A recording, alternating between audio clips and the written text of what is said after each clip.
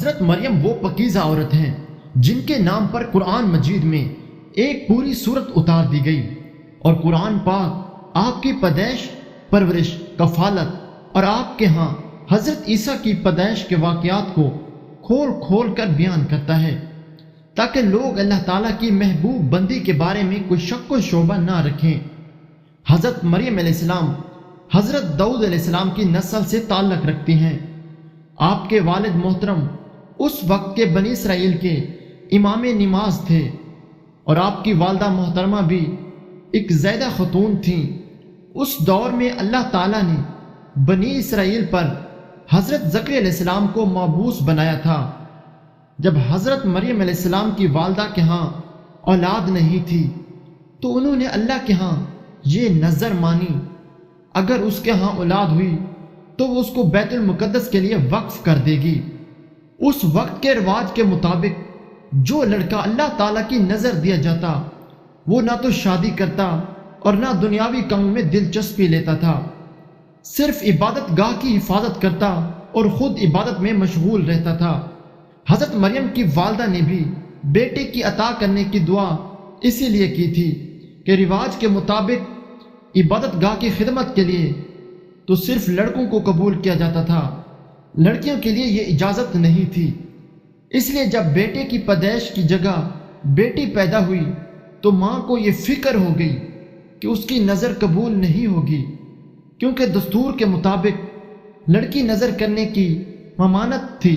اس کشمکش میں اللہ تعالیٰ سے یہ دعا کی کہ اے رب، میں نے تو لڑکا مانگا تھا، لیکن اللہ تعالیٰ کو جو علم ہے وہ صرف اللہ تعالیٰ ہی جانتا ہے۔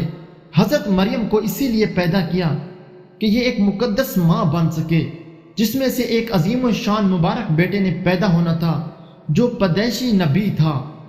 جب حضرت مریم کی پیدائش ہو جاتی ہے اور مدت رضاعت ختم ہو جاتی ہے تو آپ کی والدہ آپ کو بیت المقدس لے جاتی ہے تاکہ مجاوروں کے سپرد کر کے اپنی منت پوری کرے۔ وہاں مجاور آپس میں جھگڑنے لگے ہیں، ہر کوئی یہ چاہتا ہے کہ حضرت مریم کی کفالت اس کے سپرد کی جائے۔ پھر یہ فیصلہ ہوا کہ مجاورین وہ قلم جس سے وہ دورق لکھتے تھے پانی میں چھوڑ دیں، جس کا قلم پانی کے بہاؤ میں بہنے کی بجائے الٹا بہے وہی حضرت مریم کی کفالت کا حقدار ہوگا۔ اس مقابلے میں حضرت زکریا بھی شامل تھے۔ ان کی قلم کو اللہ تعالیٰ نے پانی کے بہاؤ کے الٹے طرف بہا اور ان کی پرورش کے حقدار ہوئے، اور بی بی مریم کو اللہ تعالیٰ کی منشا کے مطابق حضرت زکریا کی کفالت میں دے دیا گیا۔ حضرت زکریا کی بیوی حضرت مریم کی خالہ لگتی تھی۔ اسی طرح حضرت مریم بیت المقدس میں رہائش پذیر ہو گئی۔ آپ کے لیے ایک کمرہ مخصوص کر دیا گیا، وہاں حضرت زکریا کے علاوہ اور کوئی نہیں جا سکتا تھا۔ آپ دن رات اللہ تعالیٰ کی عبادت میں مشغول رہتی تھیں۔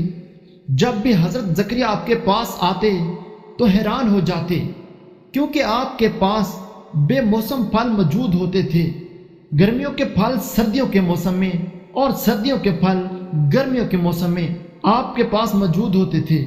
حضرت زکریا کی حیرت بجا تھی۔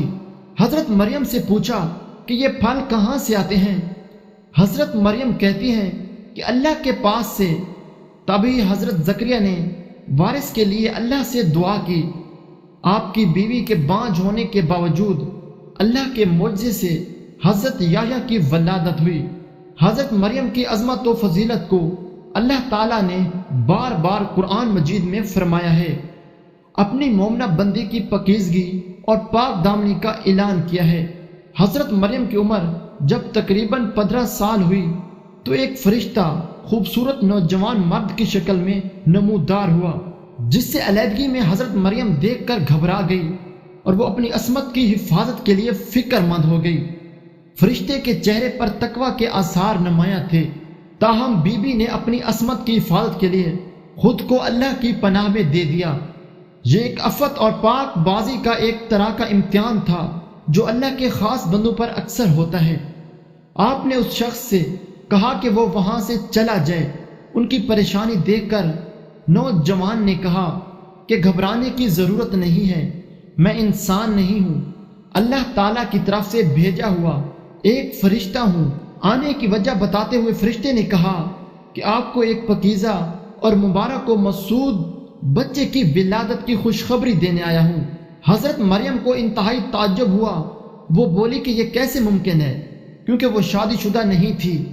فرشتے نے کہا کہ اس سے پہلے اللہ تعالیٰ حضرت آدم علیہ السلام کو ماں اور باپ دونوں کے بغیر پیدا فرما چکا ہے، اور حضرت حوا علیہ السلام کو صرف مرد کے وجود سے پیدا فرمایا گیا۔ حضرت مریم جب حاملہ ہوئی تو ایک دور جگہ چلی گئیں۔ اس بارے میں ایک قصہ کئی بزرگوں نے ذکر کیا ہے کہ جب آپ کا حمل ظاہر ہوا تو سب سے پہلے بنی اسرائیل کے ایک عابد اور زید شخص وہب بن منبہ جو آپ کے خالہ زاد بھائی تھے، انتہائی تعجب میں پوچھا کہ اے مریم، کیا بیج کے بغیر کھیتی اگ سکتی ہے؟ فرمایا جی ہاں، بتاؤ کسی نے پہلی مرتبہ کھیتی کو پیدا کیا؟ پھر پوچھا کہ کیا بغیر مرد کے اولاد ہو سکتی ہے؟ فرمایا کہ جی ہاں، اللہ تعالیٰ نے حضرت آدم کو بغیر ماں باپ کے پیدا فرمایا۔ پھر کہا کہ اچھا اپنی خبر دو۔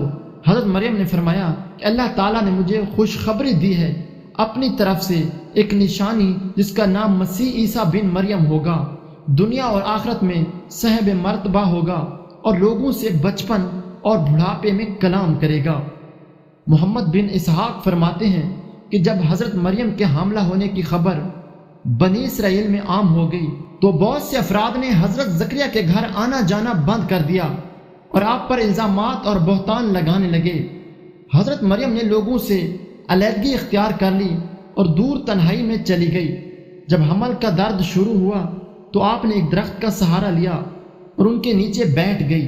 درد سے بے چین اور بدنامی کا خیال، آخر گھبرا کر کہنے لگی کہ کاش میں پہلے ہی مر گئی ہوتی اور بھولی بصری ہو گئی ہوتی۔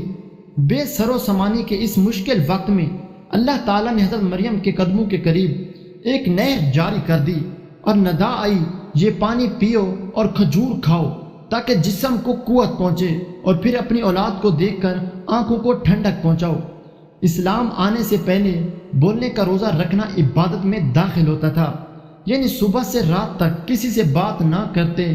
بعد میں یہ حکم منسوخ ہو گیا، لہٰذا حضرت مریم کی پریشانی دور کرنے کے لیے کہا گیا تھا کہ تم سے کوئی شخص اس بچے کے بارے میں پوچھے تو اشارے سے کہہ دینا کہ میں نے چپ کا روزہ رکھا ہے۔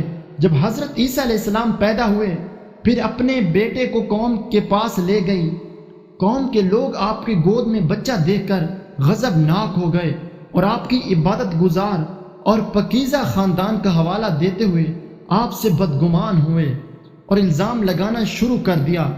جب حالات بہت تنگ ہو گئے اور سوچ سمجھ کے دروازے بھی بند ہو گئے، صرف توکل کا مدار اللہ کی ذات ہی رہ گئی، تب حضرت مریم نے بچے کی طرف اشارہ کرتے ہوئے کہا کہ اس بچے سے بات کر لو، تمہارے سارے سوال کے جواب یہ بچہ دے گا۔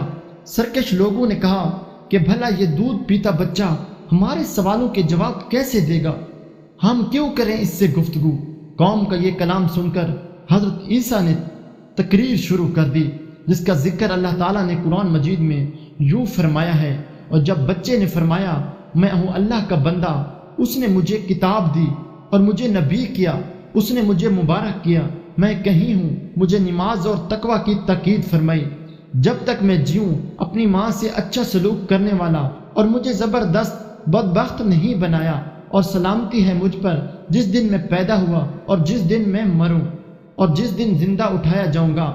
حضرت عیسیٰ علیہ السلام کی زندگی کے متعلق اسرائیلی روایات میں بے شمار واقعات موجود ہیں۔ ان میں سے ایک انجیل میں ہے، حضرت عیسیٰ کی ولادت کے شب فارس کے بادشاہ نے آسمان پر ایک نیک ستارہ روشن دیکھا۔ نجومیوں سے دریافت کیا تو بتایا گیا کہ اس ستارے کا طلوع کسی عظیم الشان ہستی کی پیدائش کی خبر دیتا ہے جو ملک شام میں پیدا ہوئی۔ بادشاہ نے خوشبوؤں کے عمدہ تحفے دے کر ایک وفد کو ملک شام روانہ کیا۔ ملک شام پہنچ کر وفد نے یہودیوں کے بادشاہ سے تمام حالات دریافت کرنا چاہے۔ وفد کی زبانی واقعہ سن کر بادشاہ گھبرایا اور پھر وفد کو اجازت دے دی کہ وہ بچے کے متعلق معلومات حاصل کر لیں۔ بارسیوں کے اس وفد نے بیت المقدس پہنچ کر حضرت عیسیٰ کو دیکھا تو سجدہ تعظیم کیا اور چند روز وہاں قیام کیا۔ اسی دوران اس وفد کے بعد آدمیوں نے خواب میں اپنے بادشاہ کو اس بچے کا دشمن دیکھا۔ ان لوگوں نے حضرت مریم کو اپنا خواب سنایا اور مشورہ دیا کہ اس بچے کو کسی محفوظ جگہ لے جائیں۔ اس کے بعد حضرت مریم حضرت عیسیٰ کو لے کر مصر چلی گئیں۔ جب حضرت عیسیٰ کی عمر مبارک 13 سال ہوئی تو بیت المقدس واپس آ گئی۔ ناظرین، یہ تھا واقعہ حضرت مریم اور حضرت عیسیٰ علیہ السلام کا۔ ناظرین، اگر ویڈیو اچھی لگی ہے تو ویڈیو کو لائک لازمی کریں اور ہمارے چینل کو سبسکرائب کرنا بالکل بھی مت بھولیں۔